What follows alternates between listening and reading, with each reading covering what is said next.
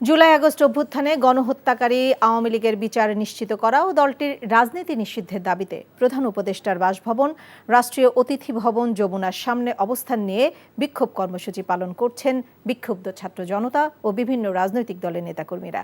রাতভর অবস্থানের পর সকাল থেকে সেখানে বিক্ষোভ শুরু করে হোটেল ইন্টারকন্টিনেন্টালের উত্তর পূর্ব পাশে অবস্থান নিয়েছেন বিক্ষুব্ধ ছাত্র জনতা। নিরাপত্তার স্বার্থে প্রধান উপদেষ্টার কার্যালয়ে চারপাশের সড়কে ব্যারিকেড দিয়েছে পুলিশ। তামজিদ সুমনের রিপোর্ট।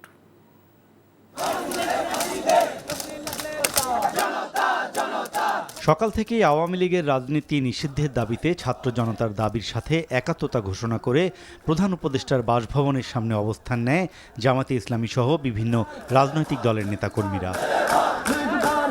আওয়ামী লীগকে নিষিদ্ধ করতে হবে এমন দাবিতে বিক্ষোভ প্রদর্শন করেছেন তারা। সকালে এনসিপির আহ্বায়ক নাহিদ ইসলাম ছাড়াও হেফাজতে ইসলাম, ইসলামী ছাত্র শিবিরের নেতাকর্মীরাও বিক্ষোভে অংশ নেন। পরে সেখানে এসে অবস্থান কর্মসূচিতে হাজির হন হাসনাত আবদুল্লাহ ও সার্জিস আলম। আওয়ামী লীগ নিষিদ্ধের কোনো এজেন্ডা সরকার না রাখায় ক্ষোভ জানান তারা। অন্তর্বর্তীকালীন সরকার থেকে আমরা যে বিষয়টি প্রত্যাশা করেছিলাম সেটি হচ্ছে গণহত্যাকারী আওয়ামী লীগকে সন্ত্রাসী সংগঠন হিসেবে নিষিদ্ধ করার। তাদের দিক থেকে আমরা কোনো তৎপরতা এখনো পর্যন্ত দেখছি না। আমরা সন্দেহ করছি অন্তর্বর্তীকালীন সরকার আওয়ামী লীগকে পুনর্গঠিত হওয়ার সুযোগ দিচ্ছে। অবশ্যই দ্রুত সময়ের মধ্যে ছাত্র জনতার এই দাবিকে সামনে রেখে আওয়ামী লীগকে নিষিদ্ধ করে বাংলাদেশের জনগণের দাবি বাস্তবায়ন করবেন। মাঝখানে যুবলীগ, স্বেচ্ছাসেবক লীগ আর এই সমস্ত ডালপালা কাটার ষড়যন্ত্র করে আমাদের এই ছাত্র জনতাকে আর ঘরে ফিরিয়ে দিতে পারবে না। আওয়ামী লীগের বিচার নিয়ে টালবাহানা করা হচ্ছে এবং বিভিন্ন হামলার আসামিদের জামিন দেয়া হচ্ছে বলে অভিযোগ করেন বিক্ষুব্ধরা। আওয়ামী লীগের রাজনীতি নিষিদ্ধ করার আগ পর্যন্ত রাজপথে থাকার হুঁশিয়ারি উঠে আসে।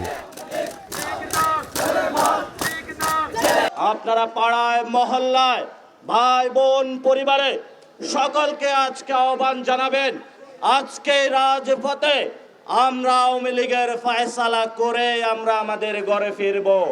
জাতীয় নাগরিক পার্টির দক্ষিণাঞ্চলের মুখ্য সংগঠক হাসনাত আবদুল্লাহ সামাজিক যোগাযোগ মাধ্যমে কর্মসূচির ডাক দেওয়ার পর বৃহস্পতিবার রাতে প্রধান উপদেষ্টার বাসভবনের সামনে অবস্থান নেয় বিক্ষুব্ধ ছাত্র জনতা। আওয়ামী লীগের বিচার নিশ্চিত করা ও দলটির রাজনীতি নিষিদ্ধের দাবিতে রাতভর বিক্ষোভ প্রদর্শন করে তারা। Tamjid Suman, NTV news, Dhaka.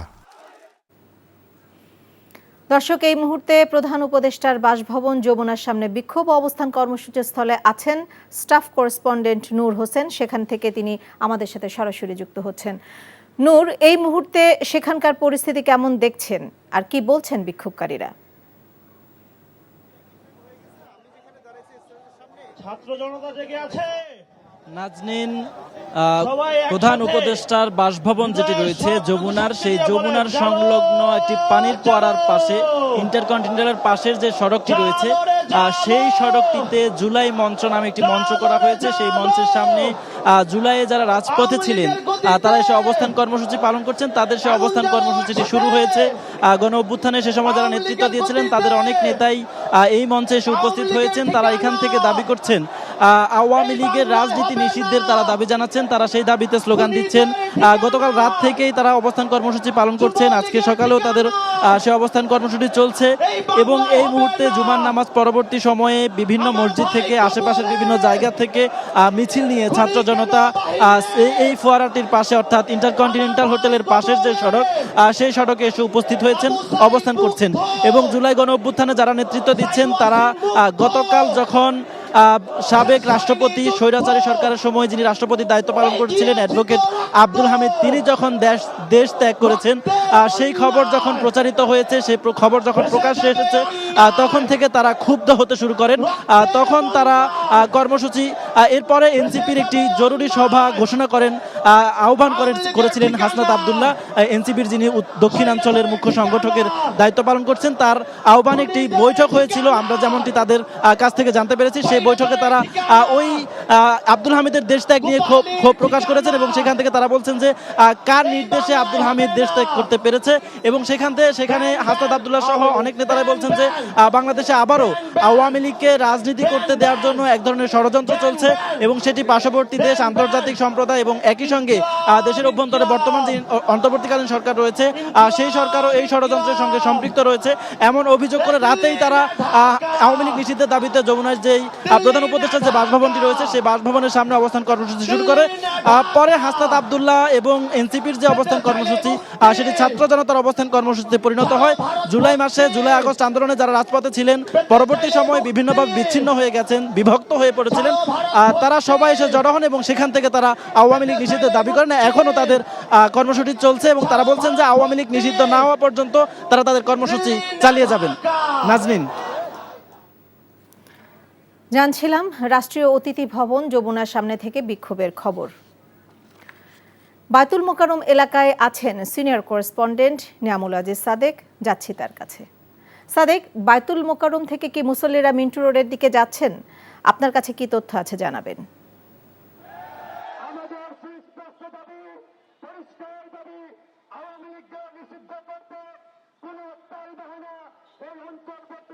আওয়ামী লীগের রাজনীতি নিষিদ্ধের দাবিতে বায়তুল মোকাররমে কিছুক্ষণ আগে আমরা দেখেছি ইসলামী আন্দোলন বাংলাদেশের একটি বড় মিছিল এখান থেকে যমুনার দিকে প্রদক্ষিণ করেছে। এর পাশাপাশি আমরা এখন যেটি দেখছি সেটি হচ্ছে গণ অধিকার পরিষদের মোড়ের যে দলটি রয়েছে সেই দলটি নিষিদ্ধ করার কিছুক্ষণ পরে যমুনাতে গিয়ে এই মিছিল শেষ করবে। একই সাথে তারা জানাচ্ছেন যে আওয়ামী লীগের রাজনীতি বাংলাদেশে নিষিদ্ধ করতে হবে, কারণ আওয়ামী লীগ গণহত্যা সহ বিভিন্ন জুলাই আগস্টে অপরাধ করেছে। সেই অপরাধগুলোর কারণে তাদেরকে কোনোভাবে বাংলাদেশের রাজনীতি করার কোনো ধরনের অধিকার দেওয়া যাবে না, এই ধরনের একটি অধিকার কথা তারা বারবার বলছে। এবং আমরা দেখতে পাচ্ছি যে নুরুল হক নুরুল সহ ফারুক সহ বেশ কয়েকজন যারা গণ অধিকার পরিষদের একদম কেন্দ্রীয় নেতা তারা কিন্তু এই দাবিগুলো জানিয়ে যাচ্ছেন। আমরা দেখছি যে এখন বক্তব্য চলছে, বক্তব্যের পরে তারা তাদের এই মিছিলটি নিয়ে যমুনার উদ্দেশ্যে রওনা হবে এবং সেখানে তারা যে গণ অবস্থান রয়েছে সেই গণ অবস্থানের সাথে সংহতি জানিয়ে তারাও সেখানে অবস্থান করবে বলে আমাদেরকে জানানো হয়েছে।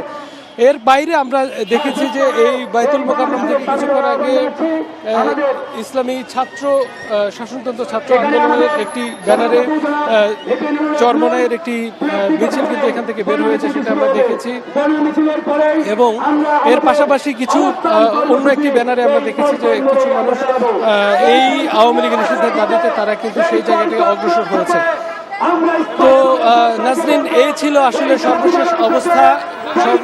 এর পরবর্তীতে তারা তাদের এই দাবি নিয়ে তারা কিন্তু যমুনার দিকে এগিয়ে যাবে। সেই বিষয়টির সর্বশেষ খবর এবং তাদের গণ অবস্থানের সর্বশেষ খবর আপনাদেরকে জানিয়ে দেওয়ার চেষ্টা করব, কারণ এখন পর্যন্ত এই গণমিছিলের যেই সূচনা কিছুক্ষণ পরে শুরু হবে এবং নুরুল হক এই গণমিছিলটি যমুনায় গিয়ে শেষ হবে।